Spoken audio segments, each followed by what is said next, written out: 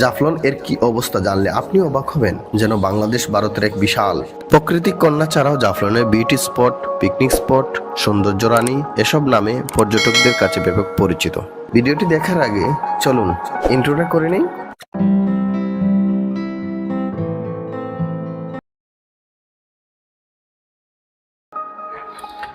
প্রকৃতির কন্যা হিসেবে বাংলাদেশের এক নামে পরিচিত সিলেটের জাফলং। খাসিয়া জৈন্তা পাহাড়ের পাদদেশে অবস্থিত জাফলং প্রাকৃতিক সৌন্দর্যে অপরূপ লীলাভূমি। পিনাইল নদীর তীরে স্তরে স্তরে বিছানো পাথরের স্তূপ জাফলংকে করেছে আকর্ষণীয়। জাফলং সিলেটের গোয়াইনঘাট উপজেলায় অন্তর্গত। এটি পর্যটক স্থল। জাফলং সিলেটের শহর থেকে ৬২ কিলোমিটার উত্তর পূর্ব দিকে ভারতের মেঘালয় সীমান্ত ঘেঁষে খাসিয়া জৈন্তা পাহাড়ের পাদদেশে অবস্থিত। এখানে পাহাড় আর নদীর অপূর্ব সম্মিলিত বলে এই এলাকাকে বাংলাদেশের অন্যতম একটি পর্যটক স্থল হিসেবে পরিচিত।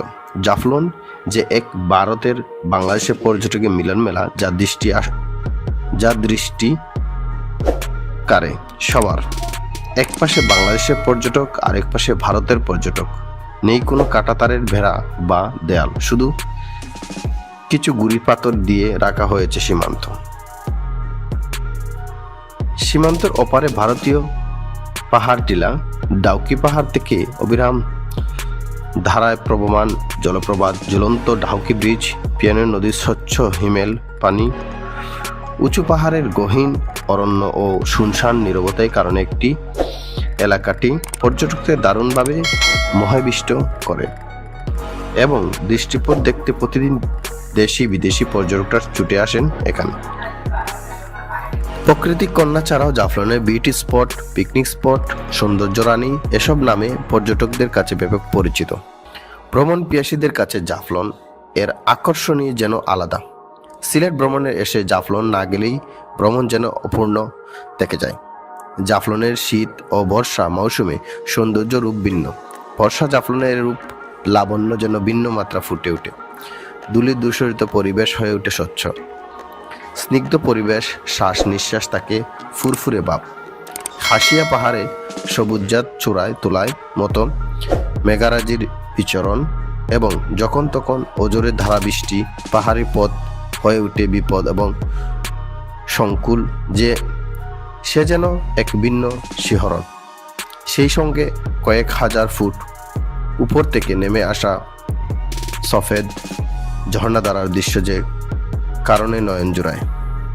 ইতিহাস ঐতিহাসিকদের মতে বহু হাজার বছর ধরে জাফলং ছিল খাসিয়া জৈন্তা বাজারের অধীনে থাকা এই নির্জন বনভূমি।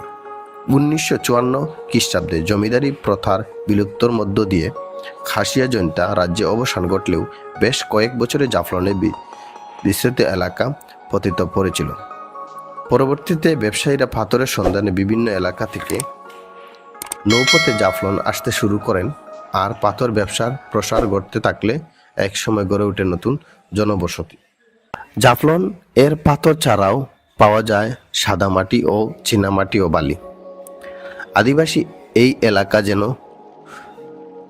এলাকায় যেমন সাধারণ বাঙালিরা বসবাস করেন, তেমনি বসবাস করেন উপজাতিরাও।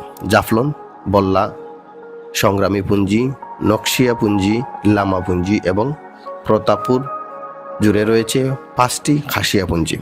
আদমশুমারি অনুযায়ী জাফলং 1953 জন খাসিয়া উপজাতি বসবাস করেন।